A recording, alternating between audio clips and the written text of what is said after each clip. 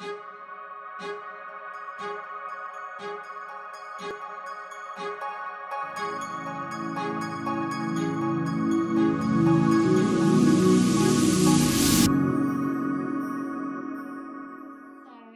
morning and welcome to Kitty Talks. We share inspirational life stories that encourage you to create yours.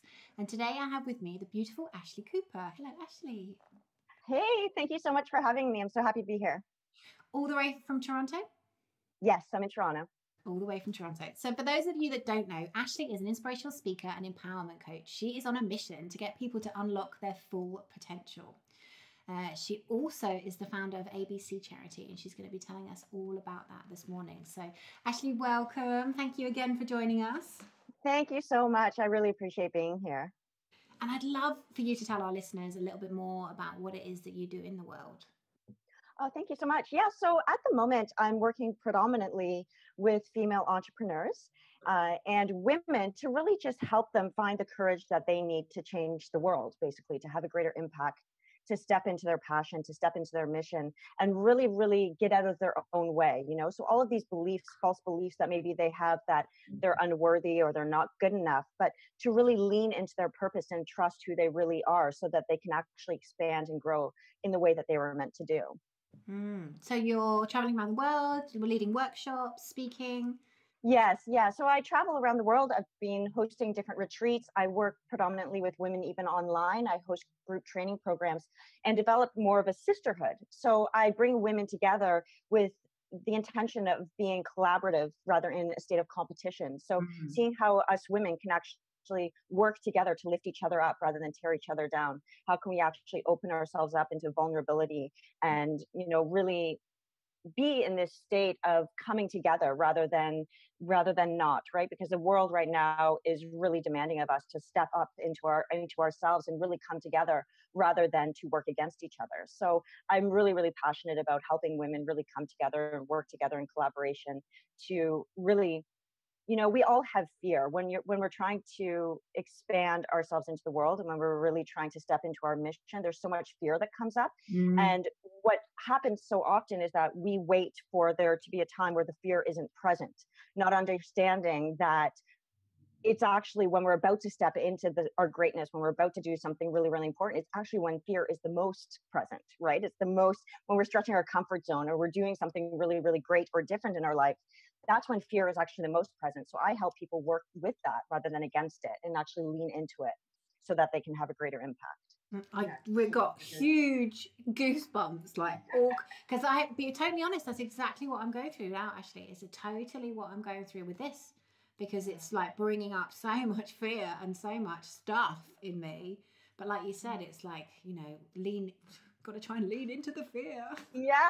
Well, the thing is, here's the thing is that there's such a misconception that, you know, the leaders of the world or the people that we look up to are any different than we are, right?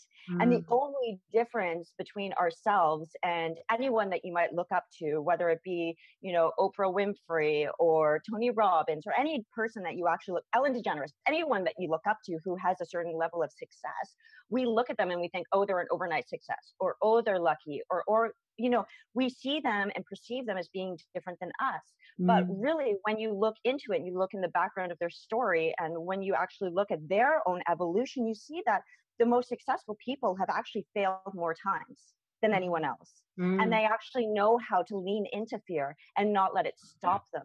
And they actually know how to use that kind of those experiences that would normally make someone else stop and not let it stop them, but actually use it as a force to push them forward rather than hold them back. So really the difference between ourselves and anyone that we put on a pedestal really is that their belief that it was possible, right?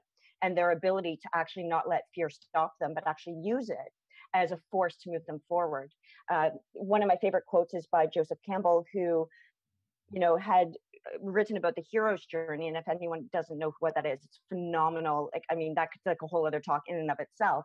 But one of my favorite quotes by him is when he says that, you know, the cave you fear to enter holds the treasure that you seek.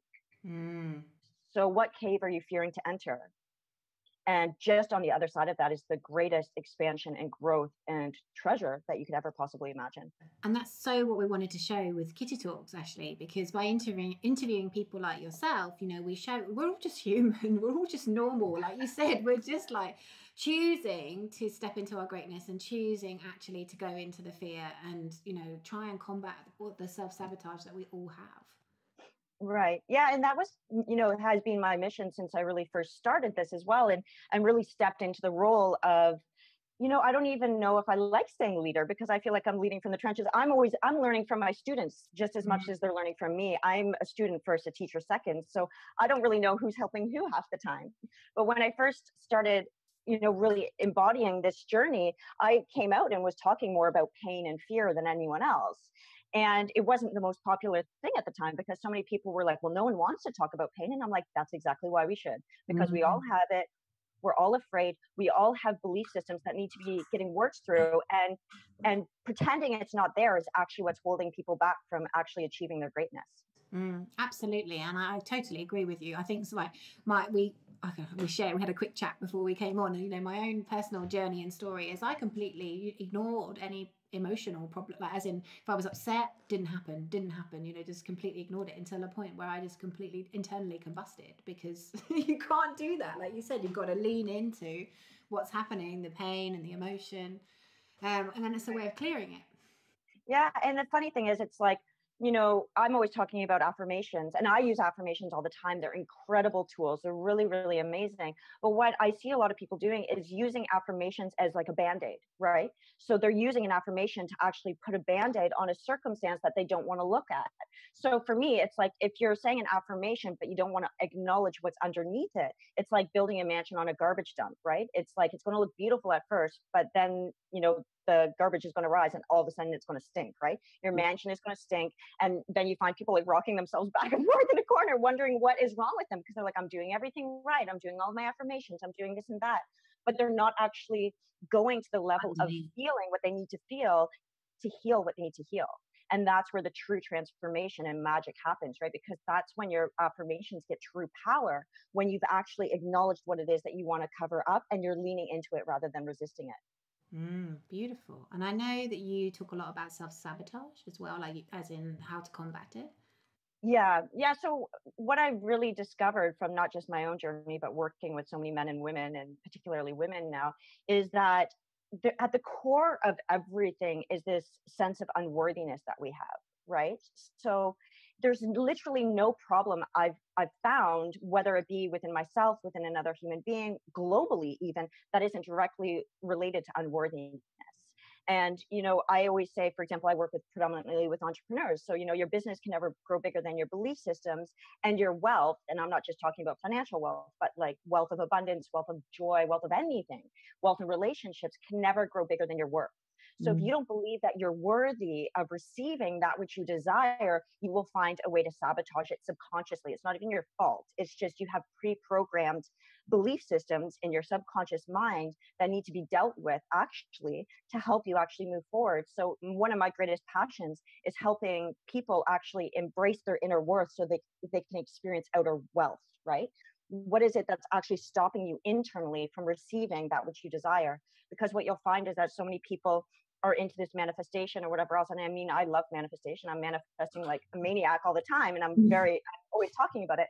But one of the things that's really hindering people in doing that is that, they spend so much time calling things forth, and then something in their belief systems believe that they don't deserve it. And I'm sure a lot of people even listening right now, you'll have an experience of like, maybe you're trying to call in a great relationship, and then the perfect person comes, and somehow, some way, you find a way to find a fault in the person, or sabotage it, or push it away, or do something, and people do that with money. That's why there's this huge statistic of within the first year of people winning the lottery, they'll lose it. They don't know how to handle it. Pardon me? They don't know how to handle it. They don't have any wealth psychology of it. Exactly. And they believe maybe they're unworthy. So they're just, they'll just spend. And then, so it's really about, I'm all about the inner experience going out into the outer, right? Always dealing with things within, and actually working on the things that have always been holding us back, so we can really do what we were born to do. And I would love to understand, because obviously people listening, like, you're doing amazing work in the world. But I'd love to understand a bit more about your transformational journey and story. And so, could you tell us kind of? Well, you mentioned that you had some quite pivotal things happen to you around 8. Yeah. Oh, I mean, my journey started when I was really young. So I started on this work, transformational work, I guess you could say, younger than most. My first experience with, unworthiness happened when I was 8 years old, when I first tried to take my life, actually. So I was very, very bullied in school, and it had happened over a period of time. And a couple of people had mentioned that I shouldn't be alive, and it was better off if I wasn't here. So I really took that to heart. And I remember I was, ready to take my life at 8 years old. And I just had this moment of, now as a 37-year-old woman, I look back and I'm like, wow, what divine wisdom for an 8-year-old to have had. But I had this presence come to me. Now it doesn't matter what term you choose to explain it. And was it angels? I don't know. Higher self, divine guidance? Was it my higher? Like, I don't know. But it was a presence. It was a presence beyond myself, or within myself, or greater than myself. Mm. And it basically said that if I could make it out alive, I could help other people. So I began that journey when I was 8 of just. And do you remember that very clearly? Like, does that? Because I don't remember Yes. anything from when I was 8, but do you have quite clear memories?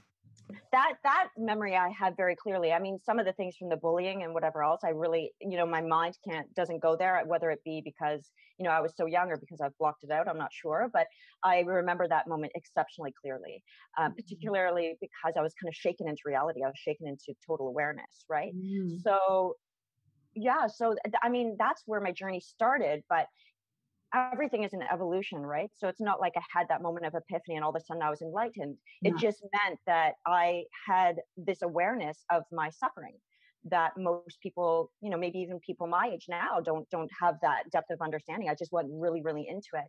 And studied it, and basically tried to figure out, whenever I was suffering from this depression or suicidal ideology all through high school, I was really, studying it and trying to figure out how I got out of it, and doing the work, right? So I was doing personal development work from super young. Wow. So I was writing philosophy from the time I was 10. I was reading books like, Louise Hay and Wayne Dyer. And I was even studying energetic and chakra systems and everything like that. I was really trying to understand. So yeah. And what was it you said that, like, through your kind of teenage years, you were suffering with depression, or? Yes, depression and suicidal ideology. So Do you know what it was that brought it on, or like kind of why was that happening for you? Because I had been, so what I talk about a lot, and what I wanted people to understand as well, is that there's varying shades of this in everyone's life. I was an extreme case, but we all have different levels of unworthiness, or believes we're not possible. And so many of us have voices within our head, and yet we don't sit and stop long enough to question whose voice it is, right? So if you have voices telling you you can't, or you're not good enough, or you're not ready enough, or you're not worthy enough, my question to you is then, whose voice are you listening to? Is it your voice of your parent that said you couldn't, a sibling, a friend, or someone from when you were younger, right? So for me, I was always told these things, but what ended up happening was that, even when I had stopped being bullied, like, with the worst part of the bullying was over by the time I was 13, where they had, placed down the bat, I picked it up and kept beating myself with it. You know what I mean? So I just kept believing. I just had such a level of self-hatred. I didn't love myself at all. I felt totally unworthy. And so I really struggled with it. But in the same instance, I wasn't like a totally depressive person. So many people will write me these days and be like, oh my God, Ashley, but you were such a light in the school, and you were always helping people. And in so many ways, I'm still the same person as I was then. But I had this split within myself that was like, I'm here to help people. I can help people heal. I'm here to, like, really, really help elevate humanity. And then another voice that was saying, who do you think you are? Who do you think you are? Do you really think you can do this? Can you really do this?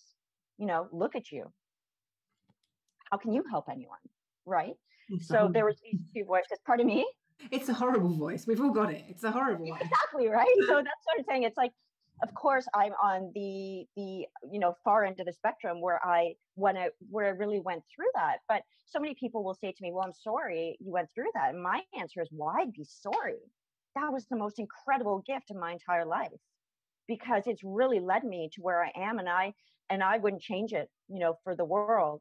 But yeah, so I mean, my pivotal moment, if you want to talk about like actual pivotal moments of breakthroughs and how I actually came to this place now, was that when I was 25, I was in Montreal. I was studying fashion design, and I felt really, really great. I'd done all this personal development work. I was really, really like walking the talk, and I just felt fantastic. And as life happens, sometimes you get tested, right? So you get tested, something happens, and all of a sudden, all of these things that you preach, you're getting like, you get challenged to put into practice, right? So unfortunately, I was the victim of a violent crime.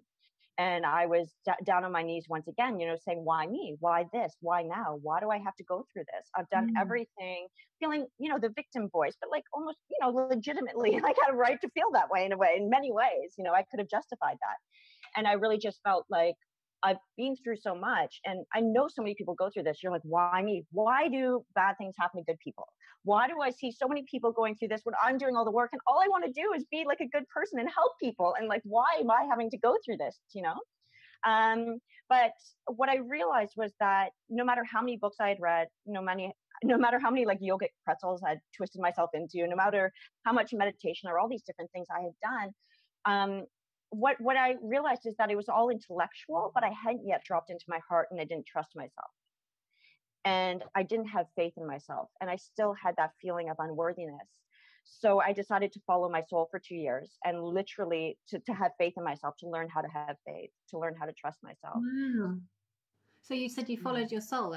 So you started to really tune in and listen to your intuition and. Yeah. So I literally decided I was going to travel for 2 years and just go on, based on basically fate. So lean into everything. So whenever I had fear, I would have faith. That was the journey. So as soon as I decided that, I was like, I don't know where I'm going to go. I'd never flown before. I mean, once I'd flown from my hometown, from Toronto to Ottawa, which is like, you don't even leave the tarmac and you're already in Ottawa. It's like a 30-minute flight. So it's like, I don't even consider it a flight. I'm not even sure what happened. But yeah, so I met a waitress who was afraid to fly. She was going to Australia, and that became my journey. I was just like, okay, I'm going to go with you. And that was the entire journey for 2 years of just, every time, I was almost homeless, and then I'd have faith and find a place to stay. And I just really learned how to trust myself and lean into that trust. That's a really good way to hone the muscle, isn't it, of intuition. So by literally traveling is a really good way of doing that, because you just don't have any choice. You're totally thrown into a completely new environment where you just have to like sink or swim. Exactly. And for me, it was really, I needed to trust myself so much that I really needed to be drastic. I don't necessarily mean everyone needs to do it, but that was my own personal journey at the time that really led me back to myself. I talk a lot about the journey from the head to the heart, right? We have it kind of so backwards. We try and we intellectualize things with our head, and then we try and use our heart to move it forward, when really, we should listen to the whisper of our soul and let our mind guide us to making that a reality. We kind of do things backwards. I heard someone describe it as we should think with our hearts. Yeah. Basically, and feel with our heads, Exactly. Yeah. So much better way of doing it. Yeah. So you decided to start lean into everything. So follow your intuition, follow your path.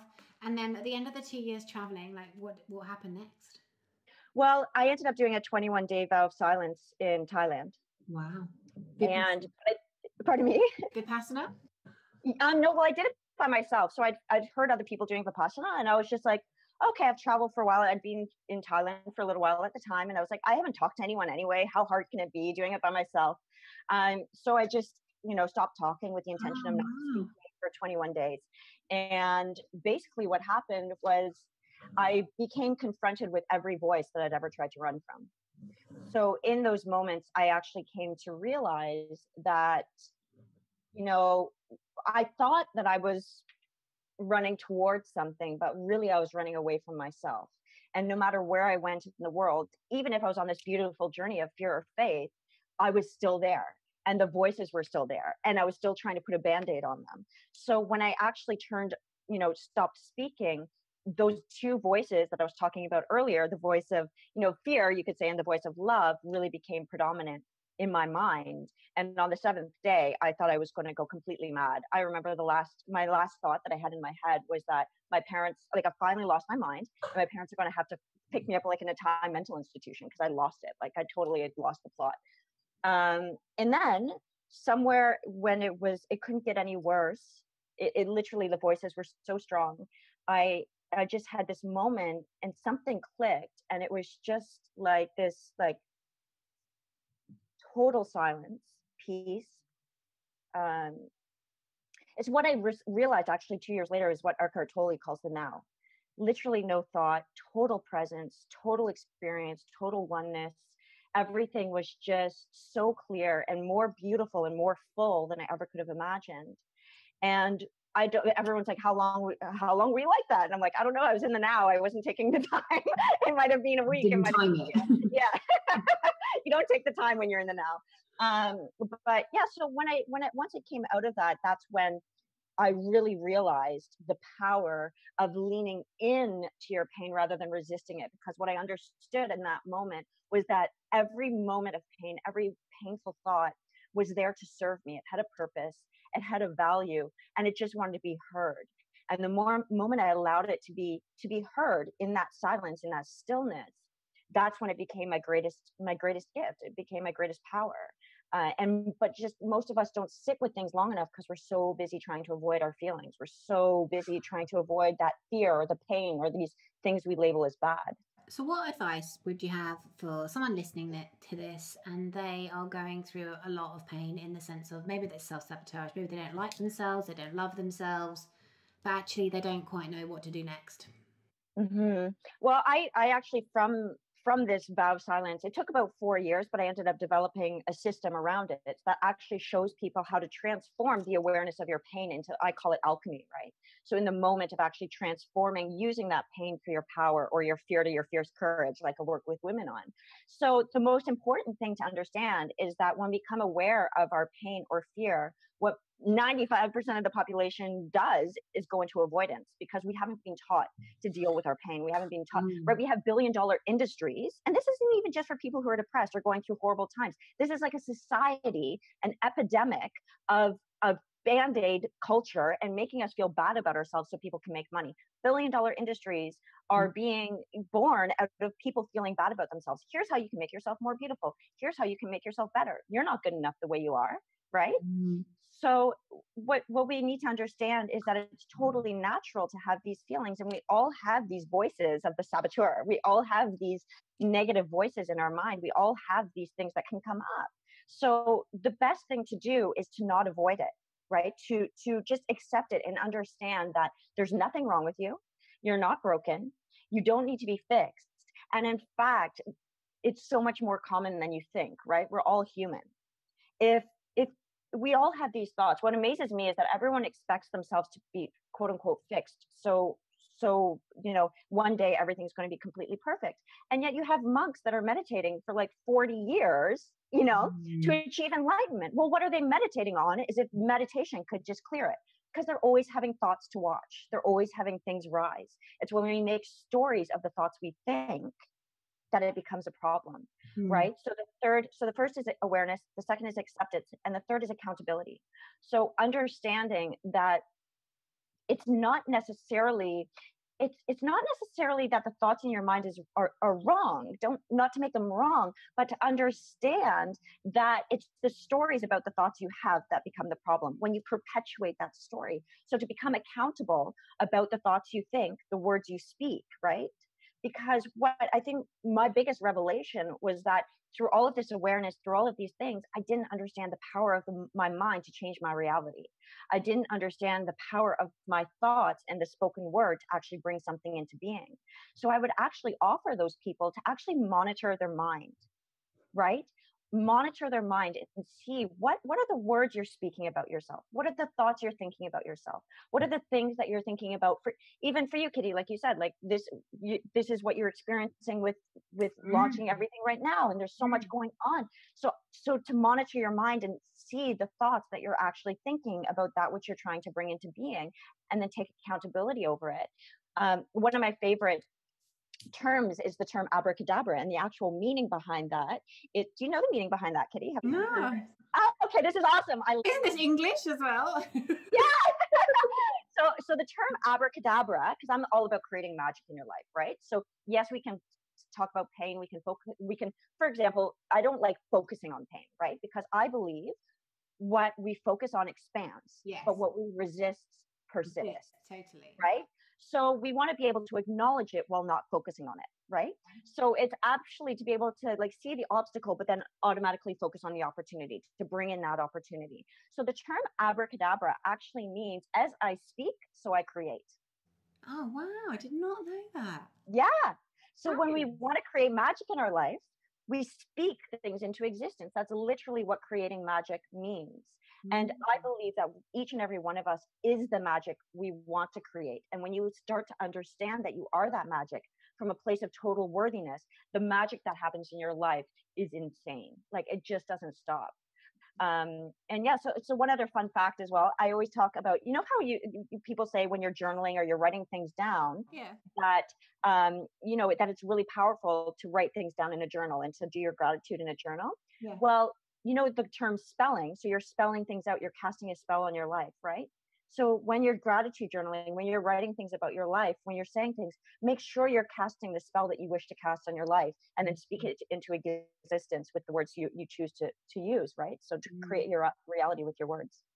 Absolutely, I can totally relate to that. I totally manifest through speaking. Like I know, like this was created through manifest, just through talking. Like it's just being spoken into existence. So yeah, it's very powerful. Yeah, it's true. Actually, I hadn't made the correlation between what we think then coming into existence in the sense of like about the self-sabotage. You know, because obviously it's one thing to say it, but it's another thing that we're thinking it. Because the difference is obviously it's coming out of our mouths, but it's the same thing because it's in our energetic field, isn't it? Oh, big time. And that's why that, you know, that's the power of coaches or accountability friends or people to help you monitor the words you're speaking. Get your friends to catch you saying things that aren't in alignment with what you want to create and who you want to be. Because here's the thing, the words are, you know, are one thing, but they say that you have 60,000 thoughts a day. 60,000 thoughts a day. And for most people, 60% of those are negative, right? So it's like, what thoughts, and not original. They're the same recycled thoughts from yesterday and the day before and the day before. So it's through the power of our awareness around the thoughts we're thinking that's really important. And the key is to see what you're speaking into existence, because that's going to indicate to you what's actually going on in your subconscious mind as well. Beautiful.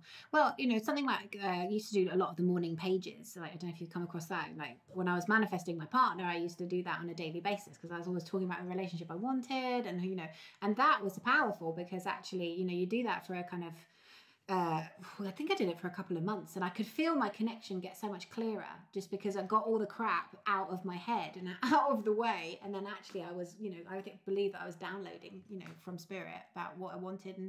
And actually it was funny because it was saying that because I found it, the reason it reminded me because I found it today, like I was looking back at it. Wow. Yeah, very interesting. Yeah, so I suppose people can journal as well, is what you're saying. Yeah, journaling. And the thing is, for me, there's two things that I always give to my women to do. So one is always monitor your mind and speak into existence that which you desire, and writing down every morning, even if it's a 10-minute gratitude journaling, speaking as though you already have what you want, right? Yes. So I'm so happy and grateful that I have X, Y, and Z. And for me, I go into different areas. So I'll talk about my health, my business, my relationships, and then I'll talk about fun things that just come from within me that I might not have even expected. I'll just like stream of consciousness about things I'm grateful for that I didn't even, you know, I didn't pre-plan or anything. It's just like, what does spirit speak to me right now? What do I want? What do I desire? And see what comes out.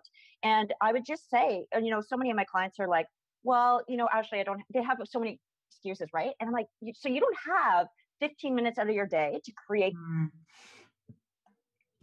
Becomes that is your key, right? That is your key, because if you're resisting it in any way, shape, and or form, these are the belief systems, and that is the resistance that you're banging up against that is holding you back from getting what you want. So that's where the work is. Ask yourself, why am I making up this excuse? Where is it coming from? Why don't I have 15 minutes out of my day to do something for myself? What is it that I'm scared of? Because a lot of people might be scared of failure, but a lot of people also might be afraid of success, right? So that's where the real work is. And then I usually get my clients to write all of those things out, like the resistance that's coming up and the things that you're scared of, and then burn their beliefs. I get them to actually burn it and do a ritual to release it and let it go. It's really, really powerful. Oh, I love that idea. So if somebody's got some resistance or self-sabotage around something, so get it all out, write it all down, get it all out of your system, like surrender to it in a way, and then burn it. Yeah. And what a great way to do. So just through awareness, right? So I'll usually get, when I'm working with someone, I'll be like, okay, let's rate your ability to believe in the beauty of your dreams from 1 to 10 right now. Right. And then we start talking about things and they start talking about their dreams. Or some people are like, I don't even know how to dream. And that's okay. Just start talking from where you are. Right. And then as these voices, because there's always the voices that will start coming up, and you're in the middle of your biggest comfort zone, right? You're stretching your comfort zone. So you probably have tons of these coming up. And what I would say to you, for example, is like, as they're coming up, write them down. I was just thinking, I've got like half a book that's empty. Yeah, exactly. Exactly. And they're there because they want to be heard and acknowledged. Yeah. And when you write them, because when the problem is, I don't want to say problem, actually, I hate that word, challenge. The challenge. Growth area. Yeah. The area to be worked on is, when you're having these thoughts, we're aware of them, but what are we doing about them? And if we don't do something about them, it's like, I often call myself a tow truck because I find people spin their wheels in one place and then I come tow them out, right? I come like help them out, right? But you need to be able to we call it CAA in Canada, but you need to call the tow truck company and be like, hey, I need help getting out. You can't just sit there spinning your wheels. You need to get assistance. You need to get accountability people. You need to be able to write these thoughts down. And as soon as you write them down, that ups the ante of your awareness. So the next time you think about them, you'll catch yourself quicker. And what I want people to understand as well is that it's not a one-off deal. It's like I might be burning the same belief a few times, but then with each time it loses its grip on me, I get more awareness and I'm able to clear that space in my mind for the things that are actually serving me. So you get people to do this like on a daily basis. So every time, like what start, end of the day, or? Yeah, you don't have to burn it every day, but you could. It depends how big your resistance is and how big your desire overcome it, right? So even in my Bali retreat, I did that with my women. We all did a ceremony together where we were really just burning all of our beliefs together. And then I encouraged them to do it as a practice when they got home, because you want to keep that momentum going. What happens is that we have 95% of our belief systems are subconscious, right? So it takes a while. So many people just want the quick fix. And I'm like, you know what? I'm the person that will take you where you've never gone to get what you've never forgotten, right? I'm actually going to take you to those places you don't want to see, but I get the results that you'll never get otherwise, right? Because you'll actually get to those places that are really, really holding you back. That's the core. That's the crux. So yes, you need to do it. Repetition, as Tony Robbins says, right? Repetition is the mother of all skill. So you need to break the momentum of your subconscious mind and bring it into the conscious. I call it unconscious power. When you're operating through unconscious belief systems that start to become more powerful than the previous unconscious painful ones. And through that repetition, that's when you start moving into. So yeah, how often do you want to do it? How great do you want your results to be? I do this work all the time. Yeah, absolutely. It's like, this work is continuous, isn't it? Like it is like a muscle. It's like the gym. You don't go to the gym and it happens, get a good body overnight. You've got to keep doing it. So yes, I can see that. And the more you expand, well, you know this, Kitty, like you're a successful woman and now you're doing something else and you're bumping up against another comfort zone. The purpose of our life is to and grow. And if you're expanding and growing, you're going to have growing pains. It's like, I'm always likening it to, it's like you're giving birth to a new part of yourself, right? So let's use birth as a metaphor. I've never had the privilege of having a child, but I understand word on the street is it's not the most comfortable experience on the planet, Apparently it's quite. There's a bit of pain that goes with that one. just a little, just a touch. So, just as a mother, or like, in the womb, the baby has a gestation period in the womb. Our dreams have a period where they need to grow and develop within us. And then as you're giving birth to yourself, it can be painful. One aspect of you sometimes is dying, or often for a new place to be born. So that misconception that it shouldn't be uncomfortable, it shouldn't be fearful, it shouldn't be painful, is what normally stops people from actually moving forward. So yeah, that's why I'm so passionate about talking about it, because I'm like, fear exists and it's okay, but so does like so much beyond it. Well, and this is it, isn't it? Because I think we have a choice, don't we? We can stay comfortable and we can stay small, or we can shine our light bigger. And I think that what you're saying is so in resonance with what's happening for me at the moment. Like, it's crazy. Like, I've never known my stuff come up quite so much as it's been coming up in the last however long, you know. Like, and I think you're right. It's because you've got to shine a light on it so you can move through it and expand into a bigger version of yourself or higher version of yourself. That's what I'm telling myself. Oh, 100%. And the thing is, like, I mean, that's what I work with clients all the time. And they'll say stuff like that to me. They'll be like, oh my God, Ashley, all this stuff is coming up and things are like, you know, I said to put on this path, and what will happen is you'll have beginner's luck. And then all of a sudden, like, crap will hit the fan and you'll be like, what the heck is going on? And I'm like, get really excited. Because on the other side of this is so much amazing stuff. And what's happening to you is your subconscious mind is crying out saying, listen to me, listen to me, listen to me, because those are the voices that have been holding you back for years. And the minute you demystify it and bump past it, you're just going to it just becomes more and more expansive, right? You're just stretching that comfort zone. But yeah, stretching your comfort zone is uncomfortable. Yeah. You know? So I would love for the women listening, like, to comment on this, because, you know, my personal experience, and it's really funny talking to you now. Obviously, they say that God gives you whatever you need when you need it, but talking to you now is like, that is exactly what is going on for me, you know, like, literally. Yeah. So I would love to hear people's experience, like, who's listening to this or who maybe is feeling challenged at the moment. You know, what is it that what boundaries are you stretching? But I think the good thing about this is that we can, like I said, take Ashley's practice. So put down the negative beliefs, start to become more aware of them. And then I love the idea of burning, because I think that is I love the idea of sort of symbolism and, you know, stepping into our greatness or letting go of whatever it is that's holding us back. And like you said, there's a bigger version of us on the other side. Yeah, 100%. And one thing I'd love to actually gift to you guys. So this is something that was birthed of me stretching my comfort zone. Actually, back in September, I was stretching my comfort zone because I had decided I was just going to start working with women exclusively. I was launching my first Fear to Fierce program, and I was just listening to spirit, but I had no idea how I was going to do it. I had no idea what was going to happen. And I so scared, and I'm like, oh my God, Ashley, like, you're always teaching people this, and now you really need to practice what you preach, you know? And I was like, oh my God, this is so crazy. Like, I'm not exempt from this. Just because I speak about it, just because I know, but it doesn't mean when I'm stretching my comfort zone, I'm not experiencing the exact same thing. I just have the tools, and I've done it enough times that, you know, it becomes easier and easier. And that's the good news. The bad news is that there's always going to be a certain amount of fear and pain and expansion. The great news is that it gets easier and easier. And then you'll actually start reframing the way you even see that pain or fear. And it actually becomes almost exciting, because you're like, oh my gosh, this actually is indication that something really great is going to happen. And so your relationship to fear and pain changes. So one thing that was birthed from this, and I'm really excited about this. So it's called gratitude walking. I don't know if you've seen me post on social media. Gratitude walking. Yeah. So I started this practice because I love my gratitude journaling. And I still do my gratitude journaling every morning, but I was going through so much resistance. I felt like I needed to embody the gratitude, right? And I know that Tony Robbins talks a lot about using your physiology to shift your emotional state. And I speak a lot about that with my clients as well. It's like, what are you doing with your body? How are you actually using your body to shift your emotional state? How can you actually use your body to support you in moving away from that pain and fear and moving yourself into that power, that fierce power? So I decided that I was going to go for gratitude walks, where I like power walk. And with every step I take, I just found something more to be grateful for. So whatever I was creating in my life, I'd have a thought. And even in those days where I felt totally defeated and I'm like, oh, what's happening? You know, you're like, things are going seemingly wrong. Nothing is ever going wrong. Nothing is ever going against you. Actually, everything's happening for you, so you can see it in the right way.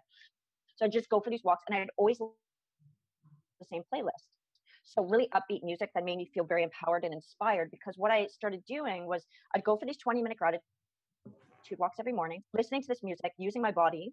And then if something happened throughout the day that made me feel that bounced me off of alignment, that brought me into fear or pain, or, you know, brought up those voices in my head, I'd play the playlist, and I was instantaneously reminded and brought back into state. Nice. You anchored it. Yeah. So, and it really works. And it's funny, I started posting about it on social media, and I've got people gratitude walking now in Turkey, in Sweden, in in London, in Australia, in Canada, and I'm going to start doing group gratitude walks around the world. Wonderful. Yeah, I love the idea of then listening to the same playlist and anchoring it in, because like it's how music's so powerful. Like as soon as you go back there, it will take you back to that gratitude state, won't it? Yeah, and it's like moving the energy, right? Because so often when we get stuck in the fear, we go over and over it in our mind, and then we literally physically feel trapped. You know, we just have this feeling of being trapped. So when you actually get outside and walk and get out in the nature and get out and connect with other people, it just shifts that energy long enough for you to move into another state of being. Wonderful. And for those of you who want to know more about Ashley's work and walks, we will have all her details in the show notes, so you will definitely be able to connect with her there.